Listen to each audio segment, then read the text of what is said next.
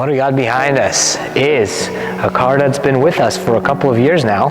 It's our Mk7 2019 Rabbit Edition GTI. Really a great car, and it's a bit of a bittersweet moment as we say goodbye to this 7.5 and we make room for a Mk8 GTI. And this is also a great opportunity to delve into the similarities and differences between these two cars. We're of course going to be tuning the new car, we're going to be modifying it, we're going to be spending a lot of time in it. But the Mk7 is something that's extremely popular. We're of course going to continue supporting that.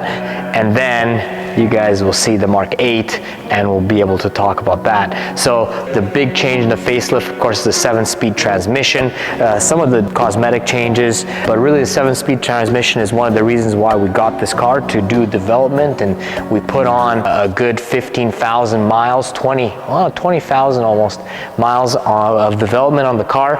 We've refined our 7-speed DSG calibration, and also the Mk7.5 is the car that really took 87 octane fuel and made it a superstar. So we're able to tune this car on 87 octane fuel basically to levels that you'd see on 91 octane fuel, and we offer those tunes on our website. So Volkswagen has definitely made some improvements to the powertrain of this car.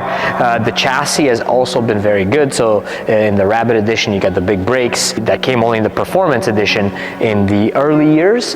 They've refined the suspension tuning. I found the suspension tuning to be very, very nice on what's set up on the car with the DCC dampeners. And overall, this is a really nice package. Fairly lightweight, not a lot of leather, not a lot of stuff in there. Driver focused Rabbit package. It has a few shortcomings. Let's jump into the car and go for a little drive to say goodbye to our Mk7.5, and we'll discuss a little bit more about what it has to offer.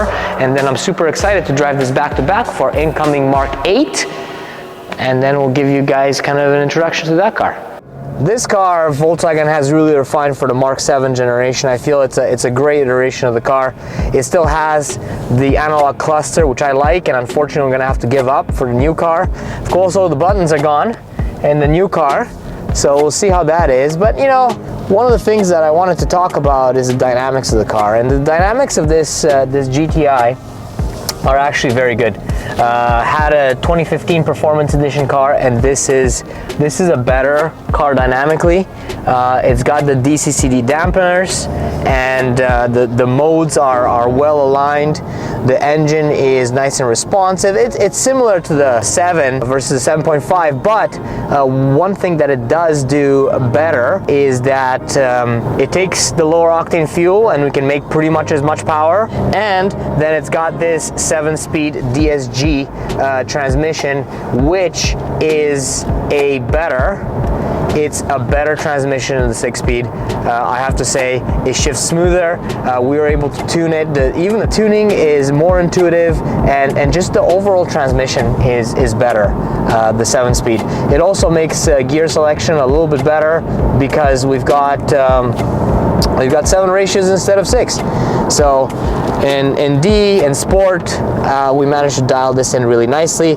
This car, we didn't go too far from stock in terms of hardware on the car because we've already got a lot of experience with bolting on parts. But just focus on the tuning of this powertrain, and it's nice. Really, it's a great enthusiast car. It's a great daily, and you can just take it from there and make it your own in a number of ways. Now, is there sort of any negatives that I want to talk about on this car?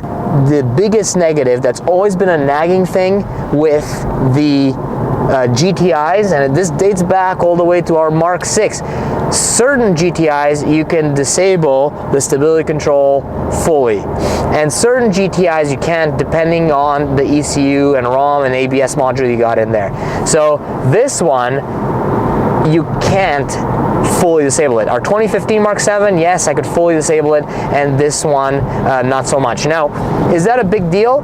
In daily driving, it's not a huge deal, but when you start to push the car, you're inevitably gonna get some slip, and then it starts to become a little bit less predictable. So if I were to say the one thing that has been frustrating is that I couldn't fully disable the stability control system, even VCDS, OBD11 programming, and so forth.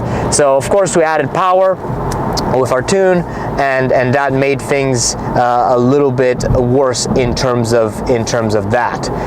It does give you some freedom to play, but not as much as I like. And of course on our All-Track and on our Golf R, we've got all the freedom to play we want, because with a quick VCDS tweak, even the All-Track gives you the ability to have all the nannies fully off. And that means more fun in ice racing, more fun on the track, more fun when it's just a little bit slippery out and the car moves around. So that's kind of it. And otherwise, yeah, great package. Really hits a lot of sweet spots in terms of how it drives and then what you can do to it. There's so much opportunity to add performance, to add parts. I know the tuning is just becoming available, and I can't wait to start tuning the Mk8 that we have coming in. So we'll be definitely doing that. We'll be testing the boundaries of that chassis, that vehicle, that ECU, all of those good things. But this is a nice goodbye to our 7.5 development car. Don't worry, this doesn't mean goodbye to the Mk7s. We're fully supporting those, and we have actually 2 development cars that we're holding on to for Mk7 continued development. But we're gonna say goodbye to this guy, Rabbit Edition. Looking forward to the Mk8 and seeing what that one has to offer. So let's jump into the Mk8, and we're going to talk you a little bit through that car and how that compares, how that contrasts, how we enjoy it, and then get into the sweet fun of tuning it.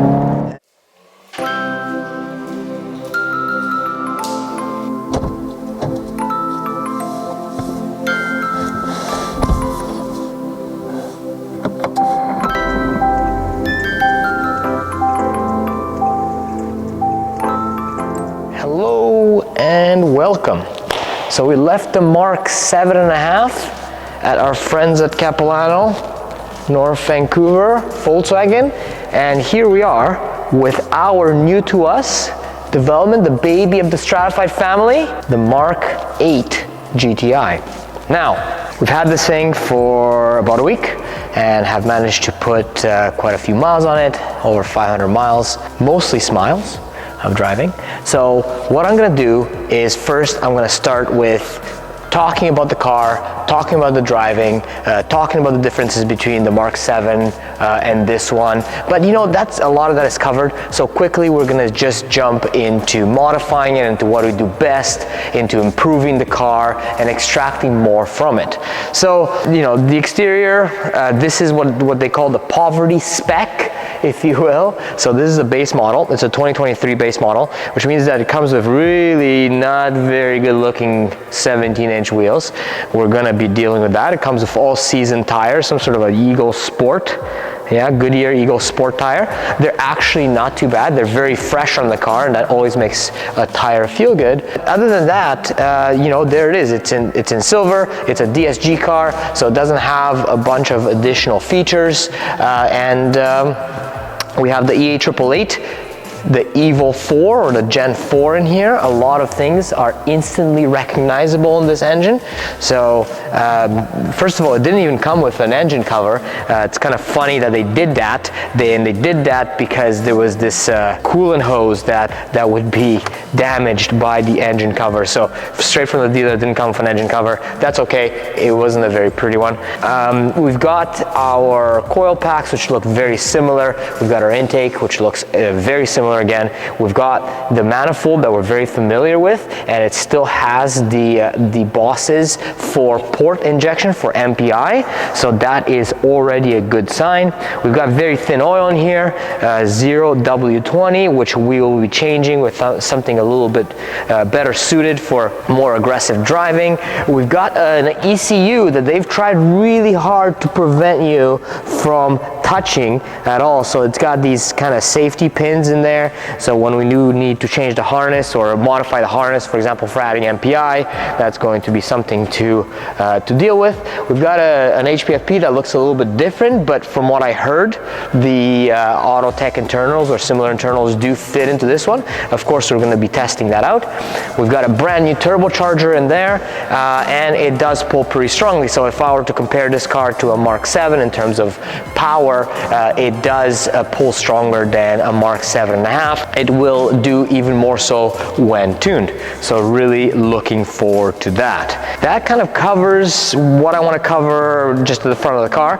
We're going to go for a drive with the car. We're going to put it on a lift and have a quick look underneath, kind of familiarize yourself with this new MQB chassis. It's still an MQB, and then we're going to do a first set of mods. So without further ado, let's jump in, let's go for a little drive, and let's see how it drives compared with the Mark 7, because that's where a lot of differences lie.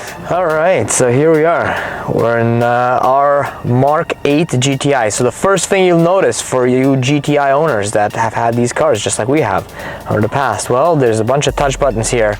But you know what, I don't really interact with these a whole lot. It doesn't make much of a difference to me. There's a bunch of touch buttons here for light control. Doesn't really matter that much.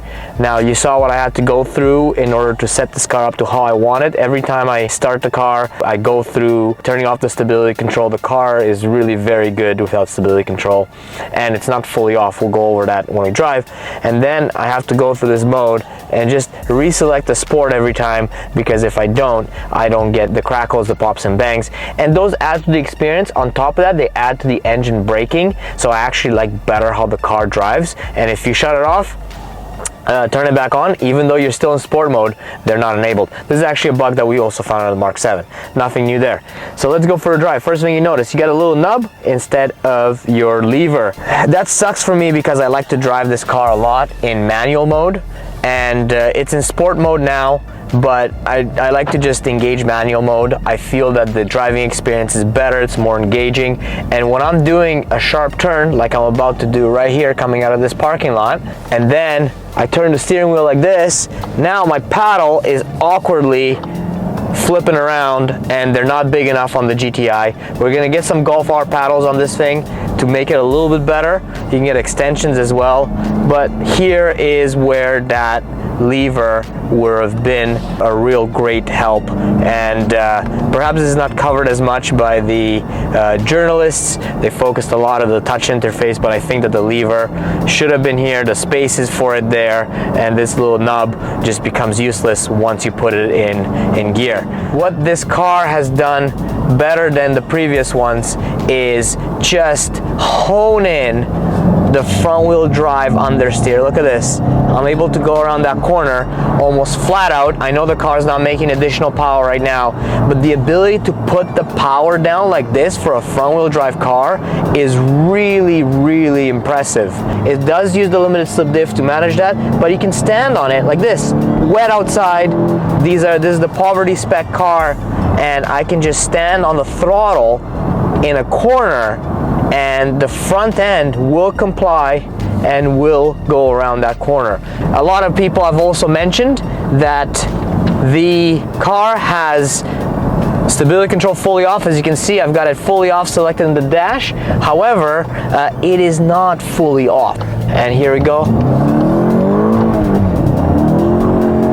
There it is. That if you ham fist this thing, the stability control light does flash on and it does try to manage my torque. Now, if you drive it with a little bit of finesse. Again, you know, the front end really likes to grip and get you around that corner, which is great. But stability control is not fully off, and the rear end is not terribly playful without some more mods. So we'll be getting into those mods and setting this car up. There's plans. I got plans to get this thing into a sport class for time attack this year. We're gonna have a really interesting comparisons between a couple of cars there that I'm sure you guys will enjoy. But the front end is much more positive, and overall the transmission is also more positive. You get, like, for example, when you downshift into the higher RPMs, you hear those little pops. It's also a little bit faster shifting than it feels like it's a little bit faster shifting than it is in the 7.5. This is the 7-speed automatic. Of course, we're going to be tuning this, and we're going to be tuning the engine.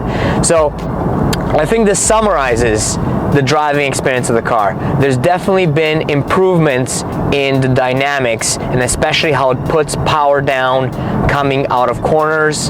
That's definitely a big step above the old car. Some cost-cutting issues here. Things feel a little bit cheaper. The lack of the lever here is something that I miss. Some buttons they could have definitely left in place.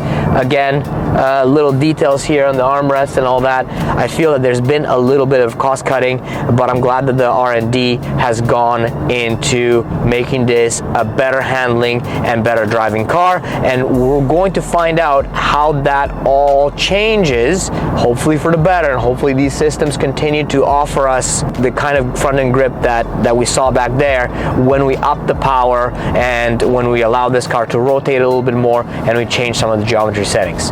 But overall, a good experience, a good solid platform to start from, and we're really excited to actually get underneath this car, get some mods done, get this car on track.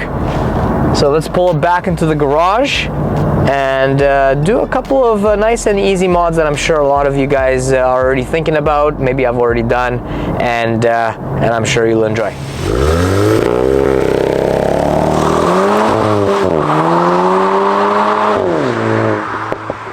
Now that I've got the Mk8 up in the air, we see some similarities, some differences, and some nice improvements over the Mk7. So a few things right off the bat. We'll start from the front of the car and move our way to the back. So there's obviously going to be some aerodynamic changes here as the body has changed a little bit. They've retained the brake ducts that allow air to cool the brakes, which is nice.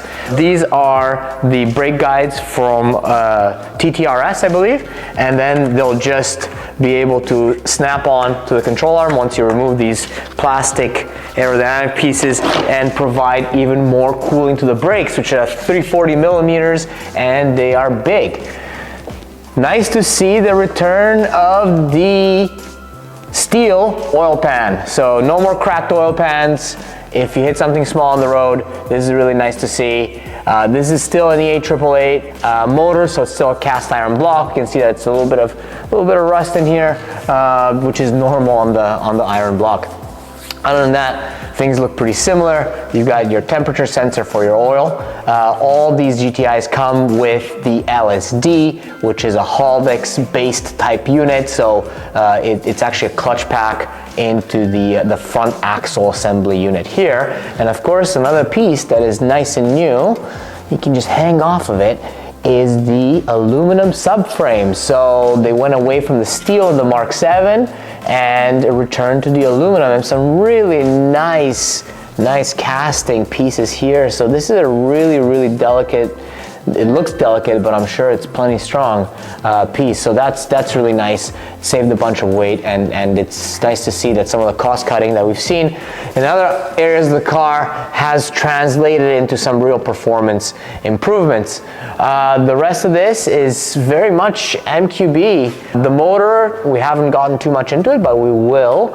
I can see from here that on the North American spec cars, we have one catalytic converter, a big catalytic converter, and that's a good thing because the really large dimensional catalytic converters are very good for flow. So when you have something that's this big, like a canister, like this guy is in here, it's going to flow well and allow for performance, as well as keep the environment clean. So win-win for everybody there. There's been some aerodynamic changes with the underbody here, and there's covers here for the subframe and covers for the rear control arms and springs. Make the car quieter, make it a little bit more efficient aerodynamically. The exhaust looks about the same size, so I haven't put accelerator calipers, but this looks like the 65mm that we've seen in other cars. It pops nicely, as you've seen during our driving. The rest of this is recognizable. It's nice to see some improvements under here. So now we're just gonna jump into a couple of easy mods. And because the car is up in the air, we're gonna do the first mod, and that is we're gonna give this thing a coating. Basically, this is a waxy coating. I do it once a year, depending on how bad your climate is. You may have to do it more often or less often.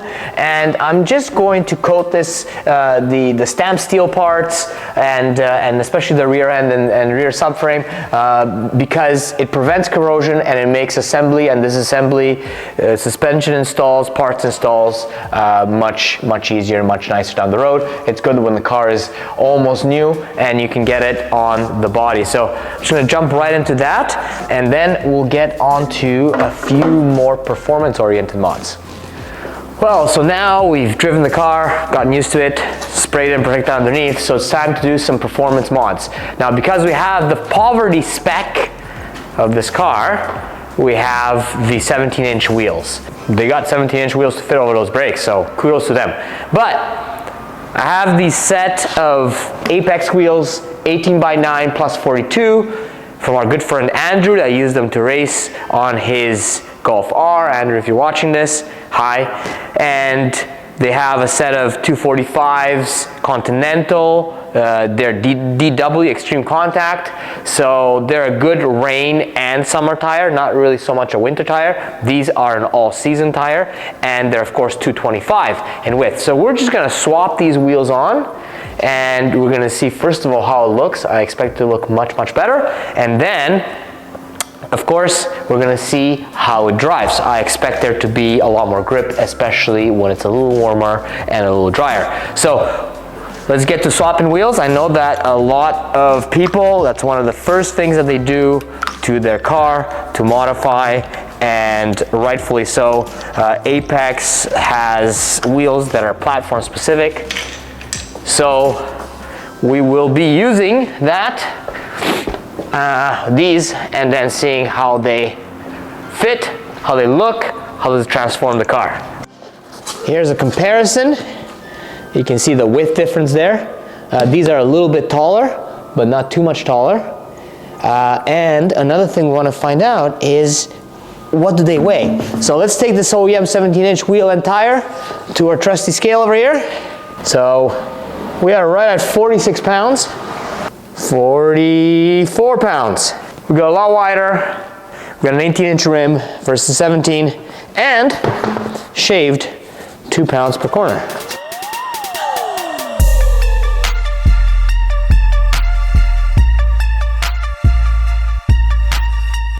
Let's get them all on and see how they look. Continuing to take on the basics with the car, some quick things that you can do. And I call this the junk in the trunk. So your trunk may come with your own junk. Take that out. If you lift up your cover here, then what you're left with is a spare tire, which may or may not be useful to you. But if you're gonna do a track day, if you're gonna, do performance driving, then this tire is probably not going to need to be here, and you can install and uninstall it back with quickness and ease. And I'm just gonna weigh this. We got our jack, 7.2 pounds. So we're looking at about 34 pounds. So already that's 40 pounds off the weight of your GTI. So this becomes quite a large opening in the back. You can also ditch manual. This thing's like 2 pounds. I don't even know if our scale will register. Easy 40 pounds out of your car for that extra performance, extra GTI-ness. With the wheels, the underbody protected. I'm just gonna roll the car over there so we can do a nice overview of how it looks with these wheels. I think it needs suspension now. I mean, they add so much to the car, but let's go over there. We got a little bit more space. We'll give a quick walk around the car and conclude our quick little overview of the GTI, and there's so much more to come. All right, so here we are, vehicle transformed for the better. The Mark 8 Volkswagen should have gotten some darker wheels for even the OEMs, but these Apex wheels do look really nice. It shows off the red calipers. They are a little bit lighter while offering substantially more tire width. So looking forward to putting this through its paces. The car impresses in how it drives. It's in good company. We've got our Mark 6 here, our Mark 7R, and we're really looking forward to adding to the Mark 8, making it more enjoyable for enthusiasts, taking you guys along for that journey, and taking it to the track, just using it exactly how you guys would be using it and enjoying it, and showing you the process, telling you what works and what doesn't. So keep following this build. This is just the beginning. We said goodbye to a dear friend, the 7.5. This is its younger brother. We got work to do, so keep on following.